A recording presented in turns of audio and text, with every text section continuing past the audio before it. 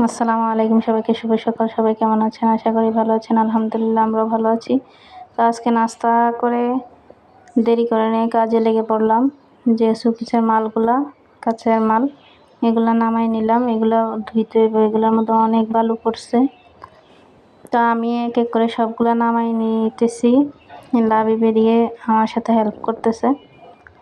তো এগুলো নামাইয়ে এখন আমি ধুয়ে পরিষ্কার করে এখানে এগুলো পাখার নিচে করে রাখবো যাতে পানিটা ঝরে যায়। তারপরে আমি এগুলা মুছে উপরে তুলবো।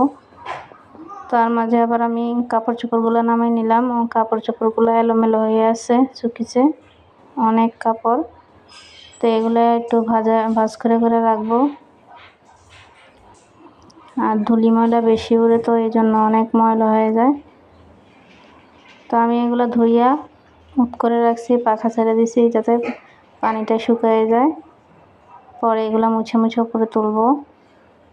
তো এগুলার ফাঁকে ফাঁকে আবার এদিকে রান্নার কাজটাও সারতে হয়। তো আমি লাবিবুর বাবা বাজার নিয়ে আসছে, তো আমি এগুলো নামাই নিলাম। আজকে বেশি কিছু রান্না করব না, ডাল আর ডিম। তো ঘরে চাল শেষ হয়ে গেছে, লবণ নাই, তা হলুদ মরিচ, তারপরে সাবান, কোনো সাবানে নাই, তো সাবান নিয়ে আসলো। তো আমি ডিমগুলো নামাইয়ে সিদ্ধ করার জন্য নিয়ে নিলাম। তো রান্নাটা সেরে নিলাম। তো এই তো আজকে আমাদের রান্না ডাল, তারপরে আগের তরকারি ছিল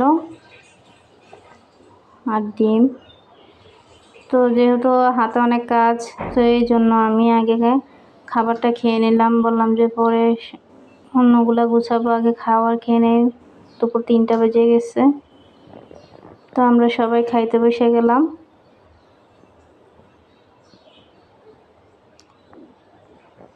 তো খাওয়া দাওয়া শেষে আমি সব কিছু গুছাইয়ে একটা ভিডিও করলাম।